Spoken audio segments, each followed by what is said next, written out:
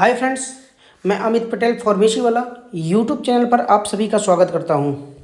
तो चलिए दोस्तों, आज मैं आपको फार्मा इंडस्ट्री का सबसे बड़ा कन्फ्यूज़न दूर करने के लिए आया हूं। फार्मा इंडस्ट्री में मोस्टली लोग जो फार्मा इंडस्ट्री में प्रोडक्शन में जॉब करते हैं, उन्हें अभी भी कन्फ्यूज़न होता है कि एरिया में टेम्परेचर RH क्यों रिकॉर्ड किया जाता है। आखिर टेम्परेचर RH रिकॉर्ड करने के पीछे क्या रीज़न है, और टेम्परेचर RH यदि मॉनिटर ना किया जाए तो प्रोडक्ट की क्वालिटी पर क्या इम्पेक्ट पड़ सकता है। टेम्परेचर RH हमें एरिया स्टार्ट होने के पहले मारना है या एरिया स्टार्ट होने के बाद मारना है। टेम्परेचर RH हमें एरिया जब क्लोज करते हैं तो एरिया क्लोजिंग के बाद मारना है या एरिया क्लोजिंग के पहले मारना है। यह सब डाउट्स आपके अभी क्लियर करने वाला हूँ। मेरी वीडियो को ध्यान से देखिए, स्किप नहीं कीजिएगा, आपका आज सारा डाउट क्लियर हो जाएगा। तो चलिए स्टार्ट करते हैं। देखिए दोस्तों, आज हम फार्मा इंडस्ट्री में टेम्परेचर RH की मॉनिटरिंग के महत्व को समझेंगे।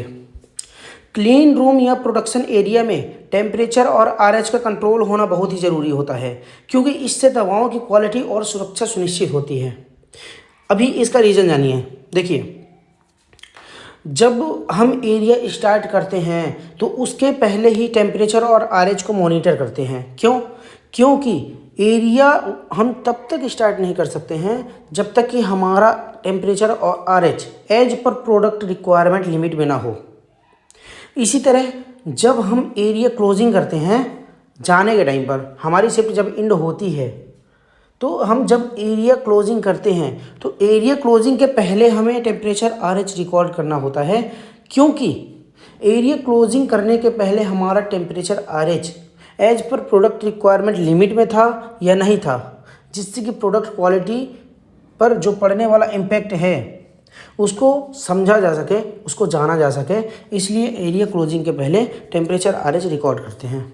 ओके, अभी देखिए, बात करते हैं यदि टेम्परेचर ज़्यादा हो जाए रूम एरिया में तो क्या असर पड़ सकता है। यदि टेम्परेचर ज़्यादा हो जाएगा तो दवाओं की केमिकल स्टेबिलिटी जो होती है बिगड़ सकती है, जिससे दवाओं का जो इफ़ेक्ट है वह कहीं ज़्यादा हो जाएगा या तो कम हो जाएगा। ठीक है, यदि टेम्परेचर ज़्यादा होगा तो। यदि टेम्परेचर रूम एरिया पे कम हो जाएगा तो क्रिस्टलाइजेशन और केमिकल जो रिएक्शंस होती है वह धीमी पड़ जाएगी। ठीक है, इसी तरह यदि मॉइस्चर मतलब RH रिलेटिव ह्यूमिडिटी यदि बढ़ जाएगी, तो रिलेटिव ह्यूमिडिटी का मतलब है मॉइस्चर एरिया में, यदि मॉइस्चर या नमी बढ़ जाएगी तो क्या होगा, पैकेजिंग में प्रॉब्लम आएगी, है ना, जिससे हमारी क्वालिटी पर इम्पैक्ट पड़ेगा। इसी तरह यदि RH रिलेटिव ह्यूमिडिटी एरिया में बहुत कम हो जाएगी तो उससे क्या होगा, उससे एरिया में जो मॉइस्चर चाहिए एज पर प्रोडक्ट रिक्वायरमेंट वो नहीं मिलेगा और प्रोडक्ट में सूखापन आ जाएगा। टैबलेट्स जो होती हैं वह क्रैक होना शुरू हो जाएंगी, या फिर वह क्रैक होने जैसे पोजीशन में आ जाएंगे। ओके, तो दोस्तों, इसलिए टेम्परेचर और RH का लिमिट में होना बहुत ही इम्पोर्टेंट है। देखिए दोस्तों, यदि आपको टेम्परेचर RH से रिलेटेड कुछ भी डाउट्स है तो आप मुझे कमेंट कर सकते हो, मैं आपका रिप्लाई ज़रूर करूँगा, आपके क्वेश्चन का जवाब ज़रूर दूँगा। मिलते हैं नए वीडियो के साथ।